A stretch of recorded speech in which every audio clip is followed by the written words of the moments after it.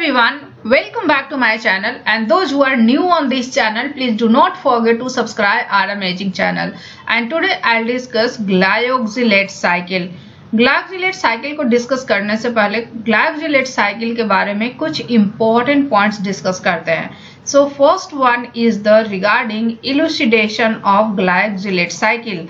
ग्लायोक्सिलेट cycle को किसने elucidate किया था? So glyoxylate cycle was elucidated by two famous scientists, Hans Kornberg and Neil Madsen। कौन थे? Hans Kornberg and Neil Madsen। Glyoxylate cycle को दो साइंटिस्ट ने इलुसिडेट किया था। First one is the Hans Kornberg and second one is the Neil Madsen. Next important point की अगर बात करें तो ग्लायोक्सिलेट साइकिल कौन से लिविंग सेल्स में प्रेजेंट होते हैं? First one is the plant, क्योंकि ग्लायोक्सिलेट साइकिल सारे लिविंग सेल्स में नहीं होते हैं। सो ये किस में होते हैं? ये प्लांट में होते हैं, कुछ इनवर्टिब्रेट्स में होते हैं, और किस में होते हैं? And some micro organisms. Plants में होते हैं, कुछ इनवर्टिब्रेट्स में होते हैं एंड और कुछ माइक्रो ऑर्गेनिजम्स में होते हैं। माइक्रो ऑर्गेनिजम्स का एग्जाम्पल जैसे हुआ E coli and yeast. So glyoxylate cycle plants में होते हैं, कुछ इनवर्टिब्रेट्स में होते हैं एंड कुछ माइक्रो ऑर्गेनिजम्स में होते हैं। इसका मतलब क्या हुआ? इसका मतलब ये हुआ कि वर्टिब्रेट्स में ग्लायोक्सिलेट साइकिल नहीं होते हैं। क्या नहीं होते हैं? वर्टिब्रेट्स में ग्लायोक्सिलेट साइकिल नहीं होते हैं। वर्टिब्रेट्स में ग्लायोक्सिलेट साइकिल नहीं होते हैं मीन्स मैमल्स में ग्लायोक्सिलेट साइकिल नहीं होते हैं। और मैमल्स में ग्लायोक्सिलेट साइकिल क्यों नहीं होते हैं, इसको हम बाद में डिस्कस करते हैं। नेक्स्ट इंपॉर्टेंट पॉइंट, ग्लायोक्सिलेट साइकिल में होता क्या है? ग्लायोक्सिलेट साइकिल में जो एसिटाइल कोएंजाइम ए में एसीटेट होता है, ये कन्वर्ट होता है सक्सिनेट में। किसमें? सक्सिनेट में। और दो मॉलिक्यूल एसीटेट कन्वर्ट होता है सक्सिनेट में, और ये एसीटेट जो होता है ये एसिटाइल कोएंजाइम ए के फॉर्म में होता है। मीन्स दो मॉलिक्यूल एसिटाइल कोएंजाइम ए, वन मॉलिक्यूल सक्सिनेट में कन्वर्ट होता है, और ये टोटल 5 स्टेप्स में कंप्लीट होते हैं। कितने स्टेप्स में कंप्लीट होते हैं? 5 स्टेप्स में कंप्लीट होते हैं। सो अब हम देखते हैं ग्लायोक्सिलेट साइकिल के बारे में। सो ग्लायोक्सिलेट साइकिल टोटल 5 स्टेप्स में कंप्लीट होते हैं। कितने स्टेप्स में कंप्लीट होते हैं? 5 स्टेप्स में। आउट ऑफ 5 स्टेप 1 स्टेप में ऑक्सीडेशन होता है। सिट्रिक एसिड साइकिल 8 स्टेप्स के थे और उसमें 4 स्टेप्स में ऑक्सीडेशन होता था। बट ग्लायोक्सिलेट साइकिल टोटल 5 स्टेप्स के हैं और out of 5 step 1 step is undergoing oxidation. इसका मतलब इसमें 1 NADH की सिंथेसिस होती है। कितने NADH की सिंथेसिस होती है? 1 NADH की सिंथेसिस होती है। अब आते हैं ग्लायोक्सिलेट साइकिल पर। ग्लायोक्सिलेट साइकिल में क्या होता है? एसिटाइल कोएंजाइम ए का जो एसिटाइल ग्रुप है वो कंडेंस होता है ऑक्सैलो एसीटेट से।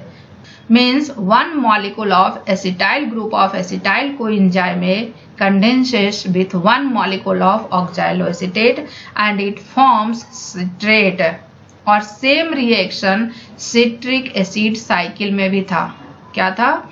Same reaction citric acid cycle में भी था। मीन्स सिट्रिक एसिड साइकिल का भी फर्स्ट रिएक्शन यही था कि 1 मॉलिक्यूल एसिटाइल कोएंजाइम में कंडेंस होता है 1 मॉलिक्यूल ऑक्सैलोएसीटेट से, और ये बनाता है क्या? सिट्रेट। और इस रिएक्शन को जो एंजाइम कैटालाइज करता है that is citrate synthase. Next step में क्या होता है कि ये सिट्रेट आइसोसिट्रेट में कन्वर्ट होता है। सिट्रेट और आइसोसिट्रेट में क्या डिफरेंस है? सिट्रेट एंड आइसोसिट्रेट में सिर्फ एक डिफरेंस है, पोजीशन ऑफ हाइड्रोक्सिल ग्रुप है। क्या डिफरेंस है? पोजीशन ऑफ हाइड्रोक्सिल ग्रुप का डिफरेंस है। और इस रिएक्शन को जो कैटालाइज करता है the enzyme is एकोनिटेज and this is also the same reaction in citric acid cycle. Now isocitrate कब क्या होगा? ये आइसोसिट्रेट का क्लीवेज होता है। क्या होता है? क्लीवेज होता है, और ये बनाता है क्या? ग्लायोक्सिलेट एंड सक्सिनेट। आइसोसिट्रेट क्लीवेज होकर दो प्रोडक्ट बनाता है। First one is the glyoxylate and second one is the succinate. जबकि सिट्रिक एसिड साइकिल में क्या था, सिट्रिक एसिड साइकिल में ये आइसोसिट्रेट अल्फा कीटोग्लूटरेट बनाता था। क्या बनाता था, अल्फा कीटोग्लूटरेट बनाता था। बट ग्लाइऑक्सिलेट साइकिल में आइसोसिट्रेट की क्लीवेज होती है और क्लीव करके ये दो प्रोडक्ट बनाता है। First one is the glyoxylate and second one is the succinate. और इस रिएक्शन को जो एंजाइम कैटलाइज करता है that is isocitrate lyase. Lyase is used for cleavage, और किसकी क्लीवेज हो रही है, आइसोसिट्रेट की क्लीवेज हो रही है। सो इस रिएक्शन का जो एंजाइम होगा दैट इज आइसोसिट्रेट लाएज। नाउ ये ग्लाइऑक्सिलेट दूसरे molecule of acetyl group of acetyl coenzyme ए के साथ कंडेंस होता है, और कंडेंस होकर क्या बनाता है, मैलेट। और क्योंकि इस एंजाइम में मैलेट की सिंथेसिस हो रही है, so the enzyme is malate synthase. इस रिएक्शन को जो एंजाइम कैटलाइज कर रहा है the enzyme is malate synthase. अब इस मैलेट का ऑक्सीडेशन होता है, सो एंजाइम क्या होगा, मैलेट डिहाइड्रोजिनेज। सो मैलेट का जब ऑक्सीडेशन होता है तो ये क्या बनाता है, ऑक्सैलो एसीटेट। और क्योंकि इस स्टेप में ऑक्सीडेशन हो रहा है तो जो ऑक्सीडेशन से इलेक्ट्रॉन निकलेंगे उस इलेक्ट्रॉन को कैरी करेगा NAD+ और ये बनाएगा NADH। Now this oxaloacetate is ready to start another round of glyoxylate cycle. Now coming to the second product of cleavage of isocitrate. Second product क्या है, सक्सिनेट। आइसोसिट्रेट क्लीव होके दो product बनाया। First one is the glyoxylate and second one is the succinate. अब ये succinate क्या करेगा, mitochondria में ट्रांसपोर्ट करेगा। कहाँ जाएगा, अब इस सक्सिनेट का माइटोकॉन्ड्रिया में ट्रांसपोर्ट होगा, और माइटोकॉन्ड्रिया में ये सक्सिनेट इंटर करेगा सिट्रिक एसिड साइकिल में। कहाँ इंटर करेगा, सिट्रिक एसिड साइकिल में। सिट्रिक एसिड साइकिल में क्या बनेगा, सिट्रिक एसिड साइकिल में ये सक्सिनेट फ्यूमरेट बनाएगा। क्या बनाएगा, फ्यूमरेट। फ्यूमरेट से मैलेट बनेगा, और ये मैलेट साइटोसोल में ट्रांसफर करेगा। कहाँ जाएगा, साइटोसोल में जाएगा, और साइटोसोल में ये मैलेट बनाएगा ऑक्सैलो एसीटेट, और ये ऑक्सैलो एसीटेट प्रिकर्सर की तरह काम करेगा for the synthesis of glucose in the process of gluconeogenesis. So ultimately glyoxylate cycle का पर्पस क्या है, ये एसिटाइल को एंजाइम ए को ग्लूकोज या सुक्रोज में कन्वर्ट करता है। किस में कन्वर्ट करता है, ग्लूकोज या सुक्रोज में कन्वर्ट करता है। और ये एसिटाइल कोएंजाइम ए कहाँ से आता है, ये एसिटाइल कोएंजाइम ए आता है फैटी एसिड के ऑक्सीडेशन से। कहाँ से आता है, फैटी एसिड के ऑक्सीडेशन से। सो अल्टीमेटली ग्लाइऑक्सिलेट साइकिल क्या करेगा, फैटी एसिड को कार्बोहाइड्रेट में कन्वर्ट करता है। क्या करता है, फैटी एसिड को कार्बोहाइड्रेट में कन्वर्ट करता है। नाउ नेक्स्ट इंपॉर्टेंट पॉइंट, ये ग्लाइऑक्सिलेट साइकिल में टोटल 5 स्टेप्स है, जिसमें 3 स्टेप जो है वो सिमिलर है सिट्रिक एसिड साइकिल की तरह। First one is the citrate synthase, second one is the aconitase and third one is the malate dehydrogenase. But जो 2 स्टेप है वो यूनिक है ग्लाइऑक्सिलेट साइकिल के लिए, मीन्स वो स्पेसिफिक है ग्लाइऑक्सिलेट साइकिल के लिए। और वो कौन सा है, वो है आइसोसिट्रेट लाएज, आइसोसिट्रेट लाएज, और दूसरा कौन है, मैलेट सिंथेज। क्या है, malate synthase. Isocitrate lyase and malate synthase 2 enzyme ऐसा है जो कि स्पेसिफिक है ग्लाइऑक्सिलेट साइकिल के लिए। किसके लिए स्पेसिफिक है, स्पेसिफिक फॉर ग्लाइऑक्सिलेट साइकिल। और यहाँ पे काफी इंपॉर्टेंट पॉइंट है, ये जो 2 एंजाइम हैं ये वर्टिब्रेट्स में एब्सेंट होते हैं। किस में एब्सेंट होते हैं, वर्टिब्रेट्स में एब्सेंट होते हैं, मीन्स मैमल्स में एब्सेंट होते हैं। इसका मतलब क्या हुआ, मैमल्स में, इसका मतलब क्या हुआ, मैमल्स फैटी एसिड्स को कार्बोहाइड्रेट में कन्वर्ट नहीं कर सकते हैं। मीन्स मैमल्स में फैटी एसिड का कन्वर्जन कार्बोहाइड्रेट में नहीं होता है। क्यों नहीं होता है? क्योंकि मैमल्स में ग्लाइकोसिलेट साइकिल के लिए जो स्पेसिफिक एंजाइम है that is isocitrate lyase and malate synthase, ये एब्सेंट होते हैं, और due to absent of isocitrate lyase and malate synthase mammals are unable to convert fatty acids to carbohydrate. Next important point की अगर बात करें तो ग्लाइकोसिलेट साइकिल में 2 molecule of acetyl coenzyme A use हुआ है। First one is this and second one is this. So 2 molecules of acetyl coenzyme use हुआ। कितना यूज हुआ? 2 molecules of acetyl coenzyme A, और क्या बनाया? सक्सिनेट। 1 molecule of सक्सिनेट बनाया। Succinate is 4 carbon compound, जबकि एसिटाइल ग्रुप जो है ये 2 कार्बन का कंपाउंड है, और 2 molecule of acetyl coenzyme A use हुआ, इसका मतलब 4 कार्बन। सो 4 कार्बन से 4 कार्बन बने, और इसके अलावा क्या बना? 1 molecule oxaloacetate, means 1 molecule oxaloacetate use हुआ तो 1 मॉलिक्यूल फॉर्मेशन हुआ, means there is no net removal of oxaloacetate in glyoxylate cycle. So ultimately जो ग्लाइकोसिलेट साइकिल का रिएक्शन है that is 2 molecule acetyl coenzyme में मिलके 1 molecule succinate बनाता है, और इस कन्वर्सन में 1 मॉलिक्यूल NADH की सिंथेसिस होती है, and that synthesis in the oxidation step. Next important point की अगर बात करें तो ग्लाइकोसिलेट साइकिल का लोकेशन क्या है? ग्लाइकोसिलेट साइकिल की अगर लोकेशन की बात करें तो ये होते हैं ग्लाइकोसिसोम्स में। किसमें? ग्लाइकोसिसोम्स में। ग्लाइकोसिसोम्स क्या है? Glyoxysomes is a membrane bound organelles. क्या है? It is membrane bound organelles. दूसरी खास बात, ग्लाइकोसिसोम जो है स्पेशलाइज्ड पेरोक्सिसोम है। ग्लाइकोसिसोम क्या है? Specialised peroxisome. Glyoxysomes are specialised peroxisomes. So glyoxysomes में क्या प्रेजेंट होंगे? Enzymes for glyoxylate cycle. Glyoxysome में क्या प्रेजेंट होंगे? क्योंकि ग्लाइकोसिलेट साइकिल होता है तो इनका एंजाइम्स जो होगा वो ग्लाइकोसिसोम्स में ही होगा। नेक्स्ट इंपॉर्टेंट पॉइंट, ग्लाइकोसिलेट साइकिल का जो स्टार्टिंग मटेरियल है that is acetyl coenzyme A, और एसिटाइल कोएंजाइम ए कहाँ से आएगा? एसिटाइल कोएंजाइम ए आएगा फैटी एसिड के ऑक्सीडेशन से। सो ग्लाइकोसिसोम्स में फैटी एसिड ऑक्सीडेशन के लिए भी एंजाइम प्रेजेंट होंगे। क्या होंगे? Enzymes for fatty acid oxidation. Fatty acid oxidation के लिए एंजाइम्स ग्लाइकोसिसोम्स में ही प्रेजेंट होंगे। सो ग्लाइकोसिसोम्स में क्या क्या है? एंजाइम्स ग्लाइकोसिलेट साइकिल के लिए भी एंड फैटी एसिड ऑक्सीडेशन के लिए। So this is the figure showing the electron micrograph of germinating cucumber seed. ये फिगर क्या है? इलेक्ट्रॉन माइक्रोग्राफ है। किसका? जर्मिनेटिंग कुकुम्बर सीड का। इसमें क्या दिख रहा है? This one is the glyoxysomes. ये क्या है? ये ग्लाइकोसिसोम्स है, and these are mitochondria and these are lipid body. Next important point की अगर बात करें तो glyoxylate cycle and citric acid cycle में कुछ सिमिलरिटी है। किससे क्या सिमिलरिटी है?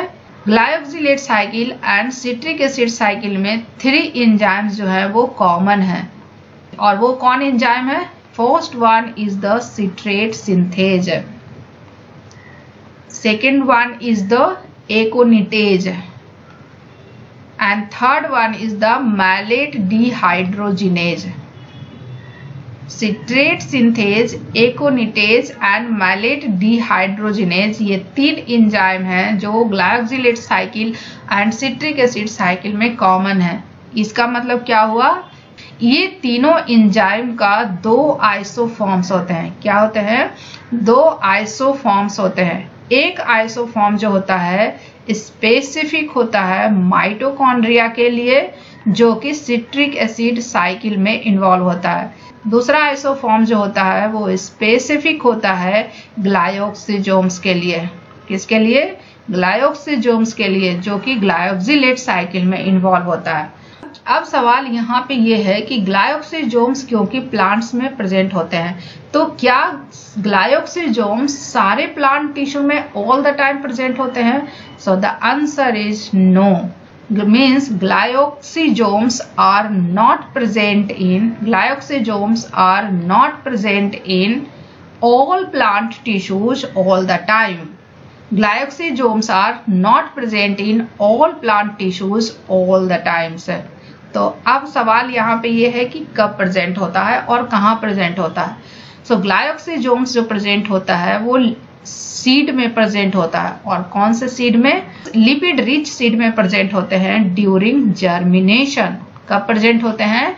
During germination. जर्मिनेशन के टाइम में प्रेजेंट होते हैं लिपिड रिच सीड में. और इनका प्रेजेंट होने का बहुत इंपॉर्टेंट रोल है. और वो रोल क्या है? क्योंकि जब सीड जर्मिनेट करता है तो उस टाइम फोटोसिंथेसिस नहीं होती है. क्या नहीं होती है? फोटोसिंथेसिस नहीं होती है. और फोटोसिंथेसिस का क्या काम है? ग्लूकोज को सिंथेसाइज करना. और ग्लूकोज किस लिए यूज होता है? एनर्जी के लिए. बट ड्यूरिंग जर्मिनेशन फोटोसिंथेसिस तो होती नहीं है तो ग्लूकोज बनेगा नहीं. तो उस कंडीशन में क्या होता है? जो सीड्स में लिपिड स्टोर्ड है जो कि ट्राई एसाइल ग्लिसरॉल के फॉर्म में होते हैं. किस फॉर्म में होते हैं? ट्राई एसाइल ग्लिसरॉल के फॉर्म में होते हैं. और ये ट्राई एसाइल ग्लिसरॉल का मोबिलाइजेशन होता है और वो फैटी एसिड्स में कन्वर्ट होते हैं. और ये फैटी एसिड्स का बीटा ऑक्सीडेशन होता है. और बीटा ऑक्सीडेशन के बाद क्या बनाता है?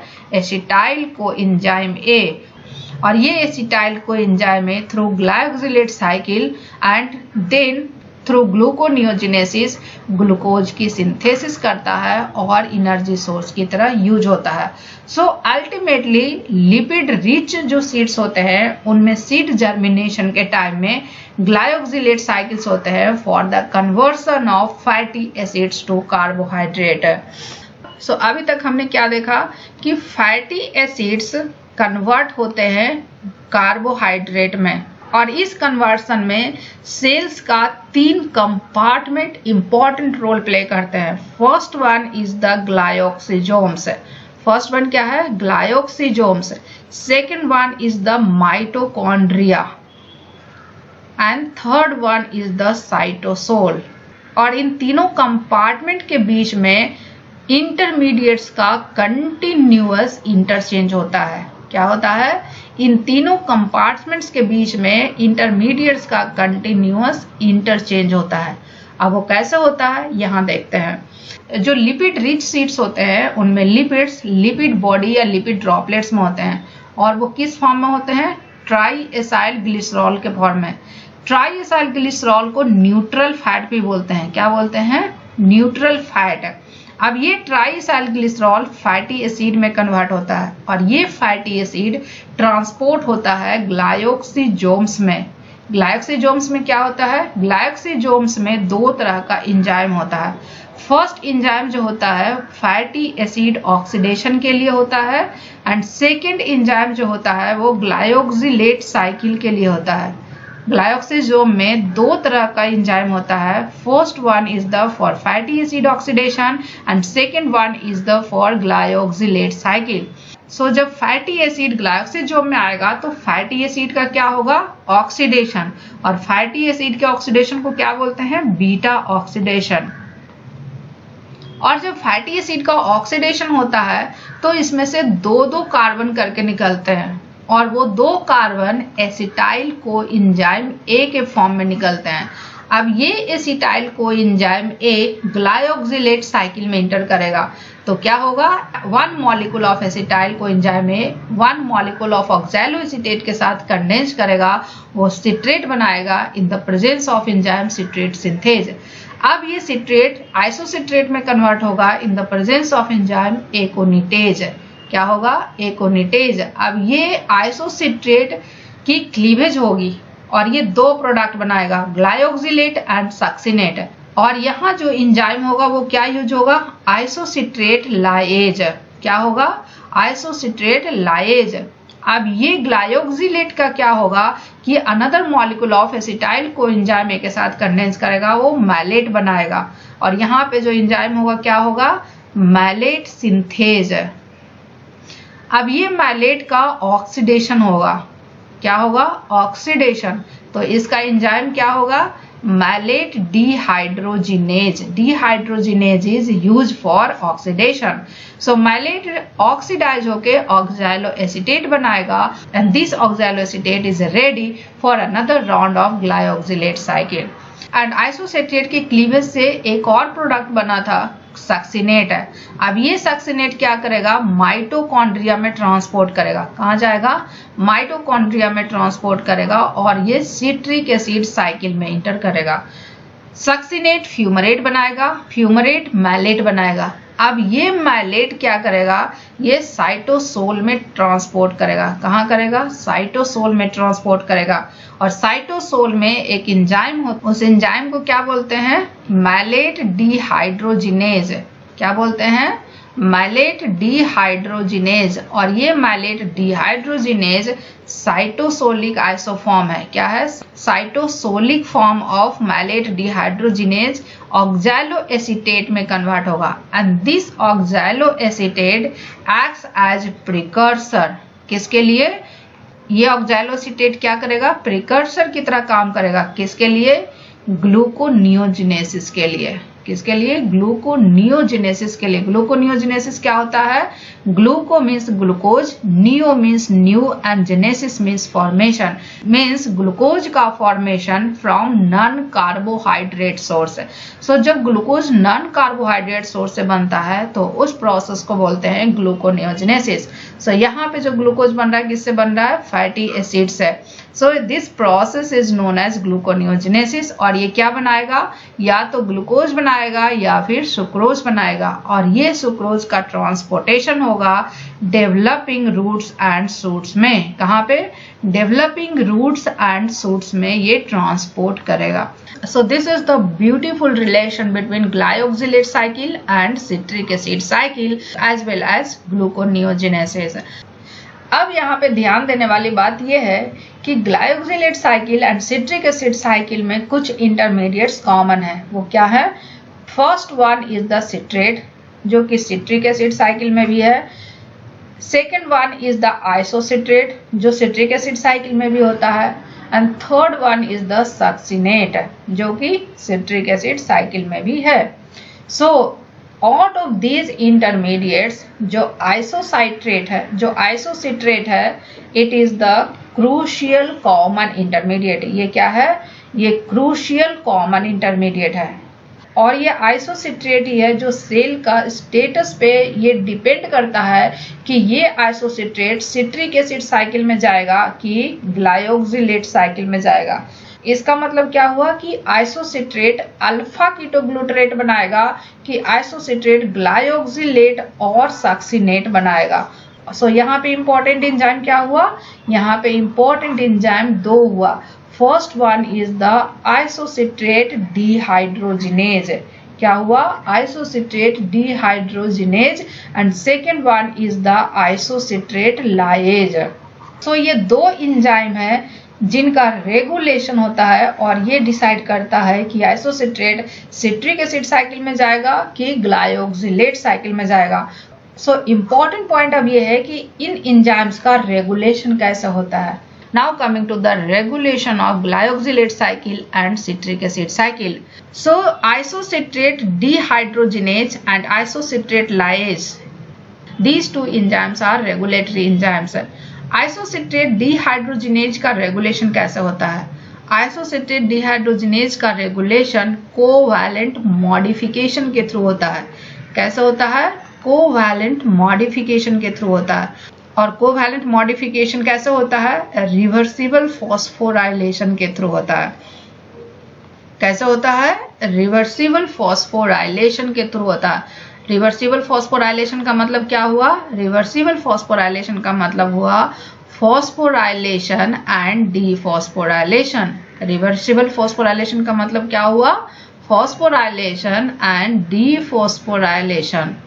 और ये फॉस्फोराइलेशन किससे होता है, ये फॉस्फोराइलेशन होता है स्पेसिफिक प्रोटीन काइनेज से, जबकि जो डीफॉस्फोराइलेशन है वो होता है फॉस्फोप्रोटीन फॉस्फेटेज से। And these are regulatory proteins for these two enzymes। अब सवाल यहाँ पे ये है कि इन एंजाइम्स का फॉस्फोराइलेशन होगा कि डीफॉस्फोराइलेशन, ये डिसाइड कैसे होगा? ये डिसाइड होता है सेल के एनर्जी स्टेटस पे। और सेल का एनर्जी स्टेटस कौन डिसाइड करता है? एटीपी। तो सेल्स में जब एटीपी का कंसंट्रेशन हाई होगा तो क्या होगा? प्रोटीन काइनेज जो होगा वो एक्टिव हो जाएगा, और प्रोटीन काइनेज एक्टिव होगा तो आइसोसिट्रेट डिहाइड्रोजिनेज का फॉस्फोराइलेशन होगा, और जब आइसोसिट्रेट डिहाइड्रोजिनेज फॉस्फोराइलेट होगा तो ये क्या होगा? इनएक्टिव हो जाएगा। क्या होगा? इनएक्टिव हो जाएगा। बट इस कंडीशन में आइसोसिट्रेट लाइएज क्या रहेगा? एक्टिव रहेगा। और जब एक्टिव होगा तो इसका मतलब क्या हुआ कि सारा का सारा आइसोसिट्रेट ग्लाइऑक्सिलेट साइकिल में जाएगा and finally acetyl coenzyme A glucose और अमाइनो एसिड या न्यूक्लियोटाइड की सिंथेसिस में इन्वॉल्व होगा। मीन्स जब आइसोसिट्रेट डिहाइड्रोजिनेज इनएक्टिव होगा तो कौन सा काम होगा? ग्लाइऑक्सिलेट साइकिल होगा, जो कि बायोसिंथेटिक रूट में इन्वॉल्व है। क्या है? बायोसिंथेटिक प्रोसेस में इन्वॉल्व है। लेकिन जब सेल्स का एटीपी का कंसंट्रेशन डिक्लाइन होगा तो क्या होगा? प्रोटीन काइनेज लेस एक्टिव होगा, फॉस्फोप्रोटीन फॉस्फेटेज एक्टिव होगा, और फॉस्फोप्रोटीन फॉस्फेटेज एक्टिव होगा तो क्या होगा? ये करेगा डीफॉस्फोराइलेशन। फॉस्फोप्रोटीन फॉस्फेटेज एक्टिव होगा तो आइसोसिट्रेट का डीफॉस्फोराइलेशन होगा, और डीफॉस्फोराइलेशन होगा तो क्या होगा? आइसोसिट्रेट डिहाइड्रोजिनेज एक्टिव हो जाएगा। आइसोसिट्रेट डिहाइड्रोजिनेज एक्टिव हो जाएगा, इसका मतलब क्या होगा? आइसोसिट्रेट सिट्रिक एसिड साइकिल में इंटर करेगा और एटीपी के कंसंट्रेशन को बढ़ाएगा।